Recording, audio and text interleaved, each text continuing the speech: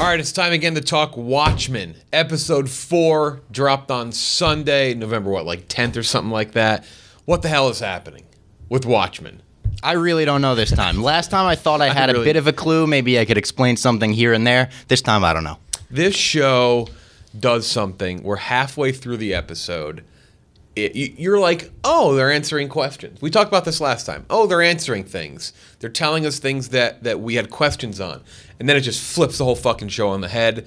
Obviously, this is all spoilers. So if you haven't seen the episode, you should just leave now. Go away. Yeah, go away, because we have to really get into it. At the same time, if you haven't seen it, watch this. You will not know any more than you would if you really watched the episode itself. We're going to try our best to answer some questions. We're going to kind of break down the main points of this episode. But I want to start it off. You read the graphic novel. We went over this last time. I still have not finished the thing.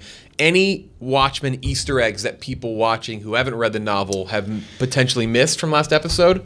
I don't know about the ones that, like, maybe you might have missed this or you might have missed that. Because, again, it's been so long since I read it that I'm sure there are some really intricate ones that, like, hardcore fans of it. No, you wrote down some of them here. Petey describing the comedian, that was the one that I was going to bring up right off the bat. Complete direct reference. Mm-hmm. Yes, he's just talking about the graphic novel. Like, that was almost like meta in the way that it was like, oh, if you haven't read it, this character's going to explain this for you. He'll explain the whole dynamic, their characters, all that. It's like a human Wikipedia. Even like the kind of set him up like that by saying he's a history guy. Yeah. Yeah, there were two distinct Watchmen references when Petey talks about the comedian in Silk Spectre and the relevance to Laurie, which it seemed as though Angela had no idea. Yeah. It seemed to be the case. Like, it seemed like which she was didn't interesting. Yeah. Why would he know and she wouldn't? I kind of felt like she did know, so I was surprised by that. I think it's a very irrelevant detail. Yeah. Like, I don't think it matters that she didn't know, but I thought she did. And then Laurie obviously sees the Adrian Veidt statue in Lady True's big Vietnamese, like, bubble. I thought that, replicant. like, the bubble Vietnamese thing, as soon as I saw that, it reminded me of his hideout, like Adrian's hideout from the end of Watchmen, where it's like everyone's looking around and you're like, what is this? Before I even knew she was working for his company or she bought his company, I was like, this is very like Ozymandias, or how the fuck do you say that word? Because I said it wrong the entire last episode. You said it wrong the first time. I said Ozymandias. Ozymandias. I said it right the second time. Yeah. Now I'm in my own head about it. Yeah, and we established we're going to be saying Ozymandias and not Adrian Veidt. And we're not going to go back and forth. We're just going to Where did I get Ozymandias in my head? It's early morning record. It's fine. It's totally fine. Zendaya? I'm thinking Spider-Man. Maybe but even her, I call her Zendaya. I didn't know that for a long time. I'm fucked up with names. There's a lot of literal eggs, too. The opening title of each episode, the opening life of the Watchmen, has been something different each week. This week it was a cracked egg. It was cool. In the yolks. Yeah, it was neat. And there's a lot of egg references. I don't know if that was... I've seen some people say that we're finally going to, like, crack open and learn more, like that's what the episode was, or if it was a reference to, like, there's a lot of life creation in this episode.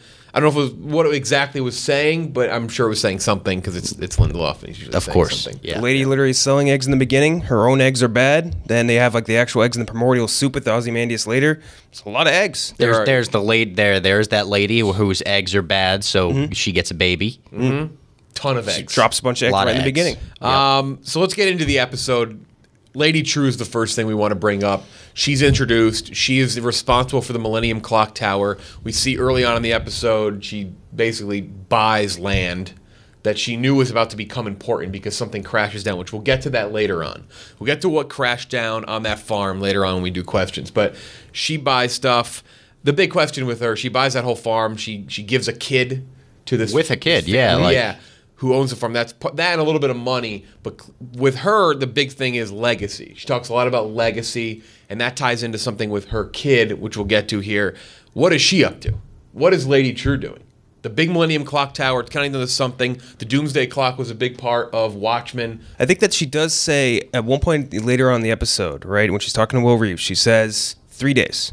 Yep. She keeps saying 3 days. And this clock tower thing is more or less finished by the looks of it. So there's obviously some sort of countdown that's going to be resolved towards the end of this season anyway.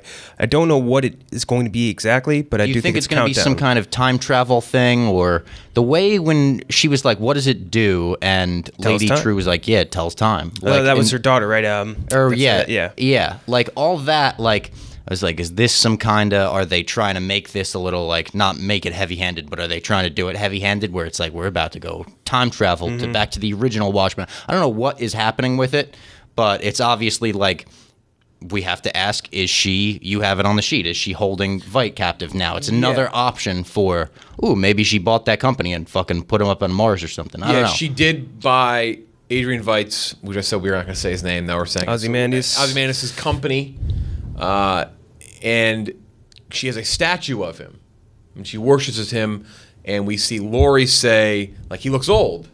Right, like he looks old as shit. He looks terrible. Yeah, she's like, why would you make that the statue? Like, looks like Mermaid Man. She says to us, this is what he looks like, right? Like that we worship elders in Vietnam. And then like he was declared dead in 2019, and which they confirmed. Yeah, we've seen from like the papers that you can read, the extra stuff with HBO, that True's company has confirmed that he is dead. So like at least they've accepted that he's dead.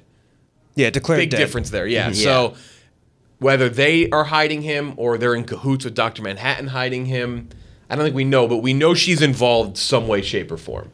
And she knows exactly why are they hiding him? Is the countdown related to him? Is the countdown he'll be back when this happens, or is it, are we counting down to the end of his captivity or something? I don't know. We'll talk Ozymandias. We'll have to talk about him. We got to talk about him in a second here, but I want to mention the Vietnam connection with Lady True. She's from Vietnam. Will Reeves, what's his connection to Vietnam? Because we see that Angela Abar was born in Vietnam.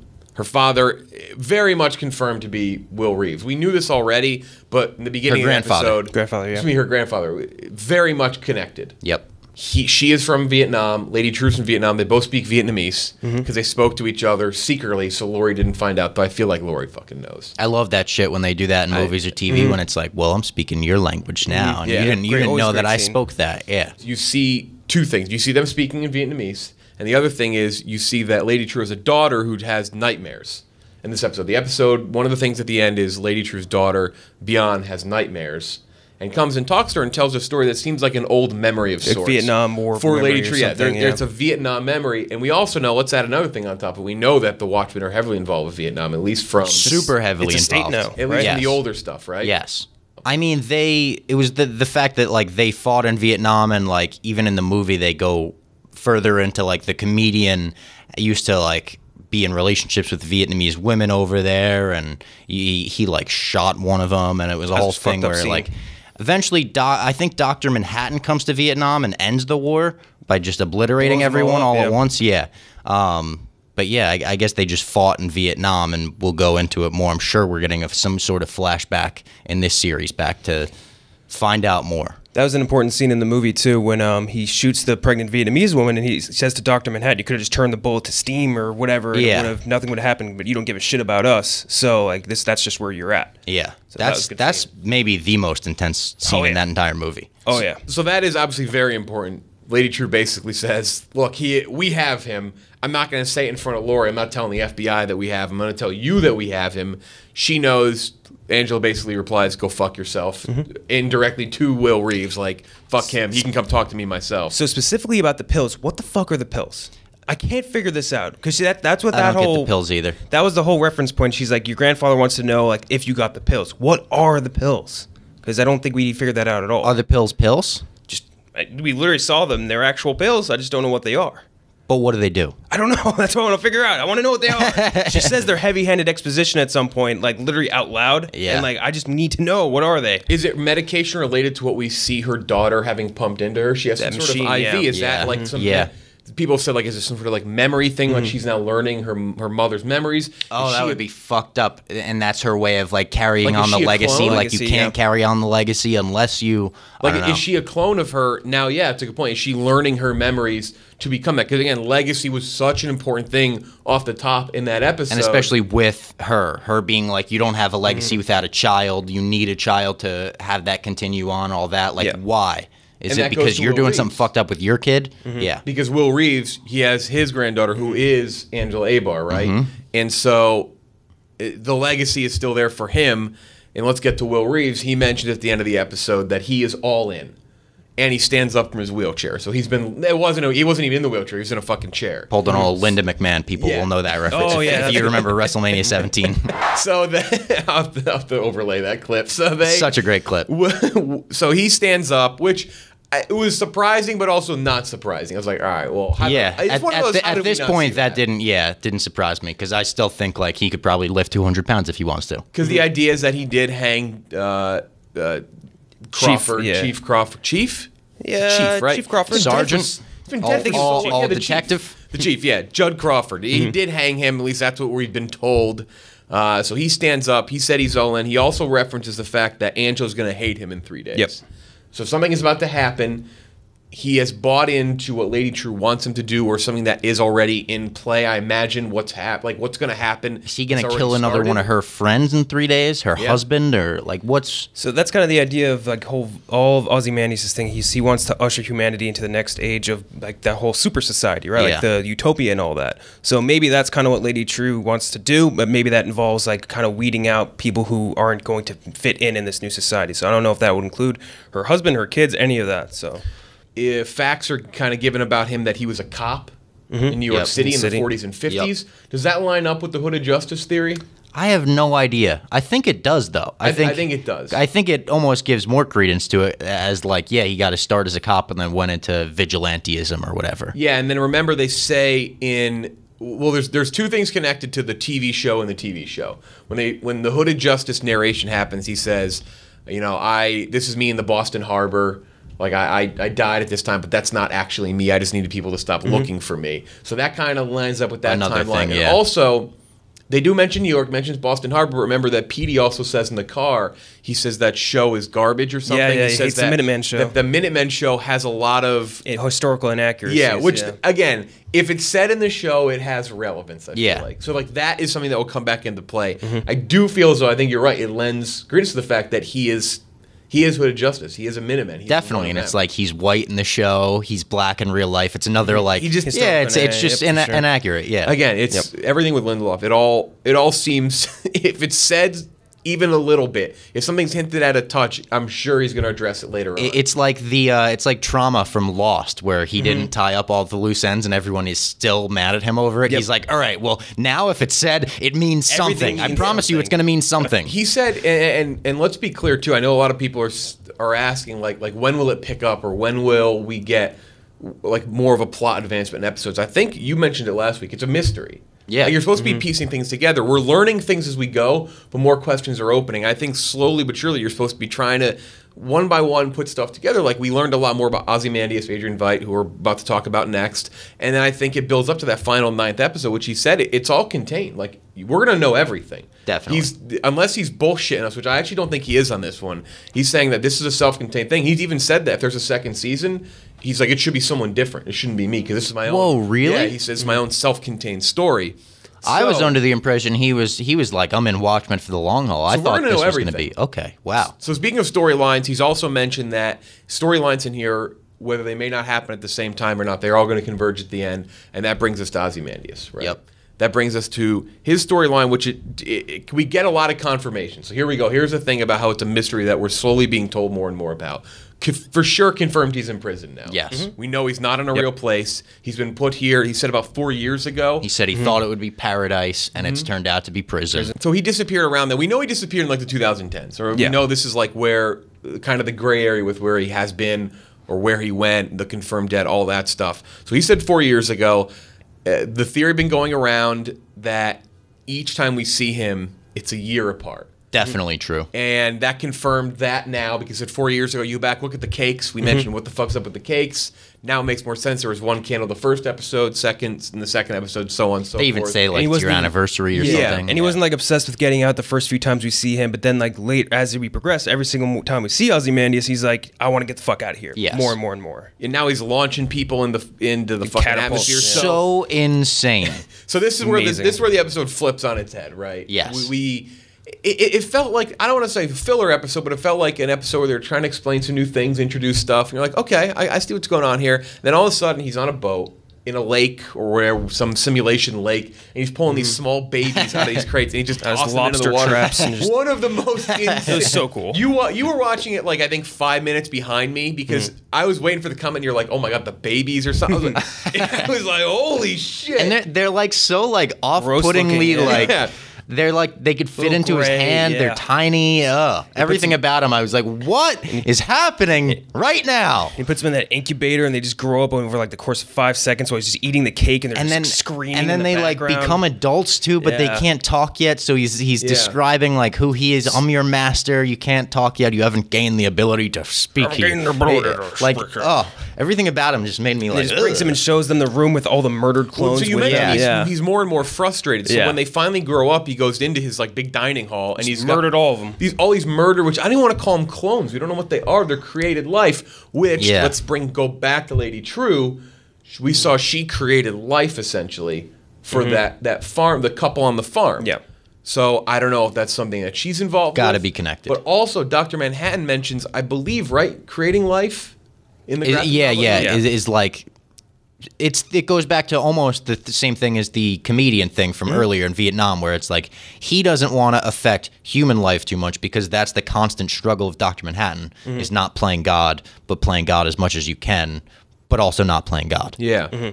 Is he creating that life? Because someone's creating life for Ozymandias to play with here. And he says, "I'm not your maker. I'm your master." Yeah. So is it him? After this episode, I think it's more Lady True than it is Dr. Manhattan. That's what I say too, because I do think Dr. Manhattan is involved.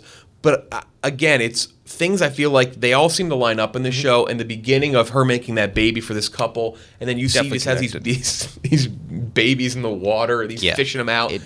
Okay, so I'm landing on right now. At least it's Lady True who is making the life for him. The one thing I'm kind of curious about is if the crash in the beginning of the show, the crash landing, is actually Ozymandias returning to Earth, and then maybe that's just the fact like Lady True has him under confinement. Maybe that's like where he's being hidden right now. It could be. Maybe he's in like a virtual prison. So like maybe is it Dr. Manhattan throwing him? To Earth, throwing him back to Earth. Maybe that's what that was. Just winding up. He could just kind of flick him, right? And there was a lot of like. Do you notice how the family they were named the Clark family? It's connection there. And the dad was Jonathan. It was Jonathan Clark. Yeah, exactly. I feel like there's some sort of connection. Yeah. I mean, Watchmen is always, obviously Dr. Manhattan is Superman, but it was Superman. They did a Superman intro. I was very thrown off by that as well because it was like, what are they trying to imply Superman is in relation to this episode? Yeah, for sure. They do imply maybe a little bit that he might be on the moon. I think that's just very creative because they did the thing, the transition thing. So when he's so let's actually get to that. So Ozymandias is launching these dead. Whatever. We'll just call them servants. Like we don't know if they're clones. Like, I don't know what to really call them now because they don't seem to be clones. Really, they're just like created life in a fucking body of water. Yeah, humans. He's launching them, and that also confirms the theory that we talked about last week that he's clearly somewhere with an atmosphere that's created, and that there's an outside atmosphere because he's just launching them through this like invisible like ozone layer type fucking thing, one by one. And it was so funny the way they were doing it. He was like folding over. It reminded me of like, when you go to the boardwalk with the frogs, you fold over. Like that's what it looked like. But he takes that. What's like the one like the telescope? Yeah, it's a telescope. Yeah. The one like but it's like the extendable, that Jack Sparrow has. Yeah, it's like that bullshit telescope. No way it works well. So he watches the servants fly through like the atmosphere, and then it kind of morphs into the moon. It's a very comic booky shot. Yeah, definitely. So some people have thought maybe he's on the moon, but I don't know. I think that's just a transition. I don't think he's on the moon. No. I don't think so either. I think it's just a creative transition. I still feel like he's maybe on Mars with the Dr. Manhattan with the castle in the beginning. So between this and between the Game Master stuff, between the the weird fruit and all that, and now the fact that everything that they launch past a certain point disappears out of view, I'm starting to kind of think that maybe he's in some sort of like virtual reality tank sort of situation where he's in like a mind prison more or less. Like I could see that. They have him in a virtual reality prison where they can still like use his like whatever likeness, brain, all that shit. And that's why nothing works. And that's why nothing works. Why he can't escape, and why like in like a video game something goes out of like the FOW, like your Fog of War, or whatever. Like you can't see it anymore. You have a game master telling you can't go past certain boundaries of the game,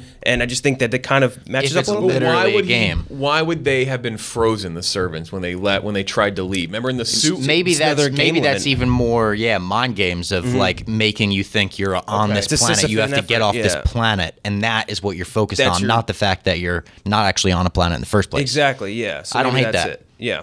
So that's kind of where I'm at right now. I feel like they're just keep trying to tease Dr. Manhattan, and he won't have as big a role to play as we might think, because that's what we're all waiting for. Yeah. And I feel like that'll be like that kind of moment for like a Lindelof to do. Just be like, I think if we do see him, it'll be a very very quick towards the end. Just a big shot of his cock and balls. Yeah, basically. We already got that more or less. We got and then finally, in terms of this episode, Angela and Laurie, they were central, but not at the same time. Like, I feel like they almost weren't.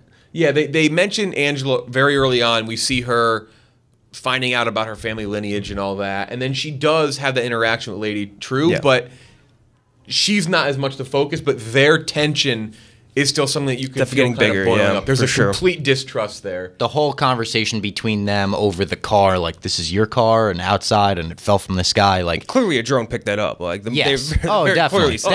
Laurie has no qualms about it. She's like, Lady True's things picked up that. Like, what are we doing here? Yep. And she also walks away from the car when early on in the episode, says like, cool costume. Yeah. Very cheeky. They have that conversation about. I love the way she puts it on, by the way, with the airbrush over the eyes. I always picture like Batman putting on his makeup before he goes out, like looking in the mirror, like just kind of looking lame. Now I'm like, oh, he definitely does the airbrush thing. Nick Cage does that and he does in Kick-Ass. Yeah. So let's just recap real quick. Lady True, we were introduced to her. Yep. There's a Vietnam connection there. The Millennium Clock Tower, what exactly is it? Is she holding Ozymandias? And of course, do we think that she is working in cahoots with Dr. Manhattan creating life? Will Reeves, we also know that he has ties to Angela, seems to be his her grandfather, excuse me. What's his connection to Vietnam? Why can he stand? What are those pills exactly? Why does he have those pills? What are the relevance to that? Does it have a connection to Lady True's daughter, who seems to be now having Lady True's memories pumped into her brain that relate back to Vietnam? And then Ozymandias, where is he? What is Ozymandias, my man. What is this life being created that he has now? Where is he? Like, what is the timeline going to line up for the next episode? Will it be a year later? But now they say we're 3 days away. I don't know if he knows he's up against it. I think those are like the big questions that come out of this episode. We do have some viewer questions as well. This is from @ham12el. I don't know how to say that exactly. What the hell is up with the Lube Man? The Lube Man. Who is the Lube Man? I thought I was like panicking when I first saw him, because when he starts lubing himself up, so did I. And I was like, oh my God, he's about to light himself, and then he just whoop. So she was like, what the fuck? Hysterical. I said the same thing too, like out loud. I was like, what the fuck? Him sliding under that sewer drain or so grate, funny. whatever. Unbelievable. And I will say this. Also, like on gravel or I have no answer for who the hell he is. I like the answer we got on this sheet. Anthony McHugh says Petey is Lube Man, and that makes I didn't think about that at all. He's spying on her. His body type is weird, lanky body type. He's a weird fanboy that loves the fucking comic book shit. It's such a Cousin Greg move. Oh yeah, big time Cousin Greg. That I didn't pick up on it because he is lanky Lube Man, and then when Petey walked through the door, I think we've maybe seen him standing up, but not that I could really think of. When he walked through the office that Laurie's in, Crawford's old office, I was like, damn, he's a tall, lanky guy. And now, like, I'm thinking about, shit, why did I not put that together that he could be I like Man? that answer. I like to think that Petey is also just obsessed with superheroes, loves them all, this, that, and the next thing, and he's Lube Man, like the lamest looking superhero of all time. Lube Man. Which, I don't care what he thinks his name is. He's a Lube Man, yeah. He looks like just a little wormy little like tinfoil ball. I don't know. Thanks, the Russian guy is the one who called him that, right? He's like, he's Lube Man. He's Lube Man. I like that Russian guy, by the way. I fuck with that guy. He's awesome. At Julian Tweet said, are Will and Lady True, Will Reeves and Lady True in cahoots with the cavalry? That's an interesting question because I think it's becoming very clear that the cavalry is mildly irrelevant in this. Not irrelevant, but they're not as important as we think. They're pawns to other people. Or they think they are as well. Yeah, they are. They're someone's pawns. Yeah. I would guess Senator Keene also comes back into play here. Oh, the most evil-looking motherfucker on Earth. Yeah. That's a super bad guy. He's evil. Bad guy. I don't like he had a shitty interaction with Angela, right? Like, he was the most grateful yet least grateful person ever that she saved him, meaning it's like, all right, he set that up then, right? Totally. So but, again, if he set it up, why would the bomb still, like, go off? Yeah. I don't know. I don't think they're in cahoots because I don't think the cavalry knows that they would be in cahoots. I think they may have their finger on the pulse because at the end of the episode, they both say TikTok, TikTok, which we know the cavalry, in their first video when we were introduced to them in this series, they were saying TikTok, TikTok, which is the Watchmen thing. So I don't think that they know enough to be in cahoots. They think they're more important than they really are. Exactly. Yes. Totally agree. And then at Demp Dog, I said we get to it. What landed on that farm? We mentioned a little bit. You think it could be. I think it's possible it's Ozymandias. But what else do you think? It could be technology, some sort of other life No, form? some kind of other life, I think. Is it Dr. Manhattan firing down new creations of life? Like those little babies we find in the water, maybe. Maybe it's Dr. Manhattan just fucking sending all those voicemails back. He's like, I don't want them. And I don't know. back. She knows that it's about to happen, too. That's the thing. She's like, Yeah. that's mine. Like, she knew it was And that's happening. another thing about her. It tells time. I'm like, she knew the future somehow. Yep. There's, again, like either she knows that or the timing was right and there was some message relayed to Dr. Manhattan. And we also don't know when that scene took place either. That's True, the yeah. other thing. It We know could that the be clock tower was 50 being years built. ago, for all we know. Right, because they're like, oh, you're Lady True. She said she's a zillionaire already. Right? Or true, a trillionaire. It can't be our trillionaire. It can't be a zillionaire. It can't be that far back in the future. Like, it still has to be relatively Because she was close. building the thing and it's down the block. Yeah, all And right. I feel like if you have $1 zillion, that thing doesn't take 10 years to build. I was getting strong like Nicholas Tesla vibes from The Prestige too, when you know he's building the thing at the top and everyone's like, oh, we haven't seen him forever. Like, that's what she felt like. Yep, yeah, for sure. Yeah, and then finally, this is the user boy from the LCB Reddit, user TittyBoy69. Lindelof said everything will wrap up. Not as much a question, but I just want to go back to that. If you're wondering where this is going to leave off and be ambiguous, I don't think it will be. No. I think it'll be a little Maybe ambiguous, there's gonna be some as things much to as poke as much yourself. as like the original. Yeah. But he's gonna he's It'll make you think, but it won't be ambiguous. I guess that's what I'm saying. Again, for those who don't know, he staunchly said we are going to wrap storylines up. We're going to wrap stuff up with this, which is satisfying, which keeps the mystery, I think, even more intriguing. Which I don't know. I Definitely. feel like there's probably like a debate, like, oh, you shouldn't have to do that. But for this, like, saying this is a mystery story is kind of the intrigue for me because I'm Yeah. I mean like I'm a just detective, fucking, yeah. I mean if we weren't doing this, I don't know if I'd take notes, but I'm like hammering things down, then I'm going back and I'm erasing points like, oh, shit, they just answered that. I know. Over I here. feel about this show, and not in the necessarily mystery way, but I get so excited for it. When I was pressing play on it last night, I feel like I haven't felt like this about a show since like the early seasons of The Walking Dead, where I'm like, I cannot wait. Need to see what Every happens, single yeah. scene, even in the beginning when she says about the baby, Lady True is like, oh, and if you don't take the baby, I'll destroy it in 10 It's seconds. very funny. I was like, oh my God, take the baby. Like, I was so right. like focused and like captivated by that scene, the opening scene with characters we'd never met before. Show's so fucking good. Which you just finished Succession yesterday. I too, did, which, yeah. Finally caught up on that. I'll say it again. I mean, I sound like HBO HBO's be hype, doing it. Yeah, as if HBO needs a hype man. But for them to replace Succession with this, it's fucking Lube Man. I mean, I'm captivated by Lube Man. Lube Man didn't even make. We have a rundown. It didn't even make the main. I know, topics Lube here. Man is at the Man's bottom of the page. Craziest thing in the entire episode. Finally, next episode. Any predictions? What things we get teased? Looking Glass seems to be the focus, which I'm very excited for. Me too. Because Like, Tim Blake I said Nelson- last time, Tim Blake Nelson, I we're big trust this TV guy. guy. He is there. You're right. He seems to be the most pure one there. Like, he is skeptical a little bit, but you feel like when he figures it out, he figures it out. Like, Yes. there's no bullshit there. He seems to be the I'm smartest. putting all my eggs in that basket. When he figures it out, that's my pick. Literal eggs. Because he said It's a too, good pick. he sees the KKK outfit. And he mentions, he goes, his daddy was a lawman. He mentioned like he's a white man from Oklahoma. Like, he says certain things where he immediately puts pieces together, and he's not going to jump to conclusions. But when he does figure it out, he's got it. So he seems to be kind of the big thing there. He's taking his pills to his ex. I feel like the ex is going to be someone relevant too. Yep. We'll see. He's going to take those pills and figure out exactly what they are. And then finally, Senator Keene. I want to go back to him. Oh, for sure, bad guy. I imagine we'll learn a little more about him. He was briefly in this episode. You established from the get-go he's a bad guy. Oh, has to I'm be. on board there too. He Also, just seems let me bad. say this before we sign off. Something is going on with her husband, Angela Abar's husband. Something's Okay, off I'm glad there. you brought that up.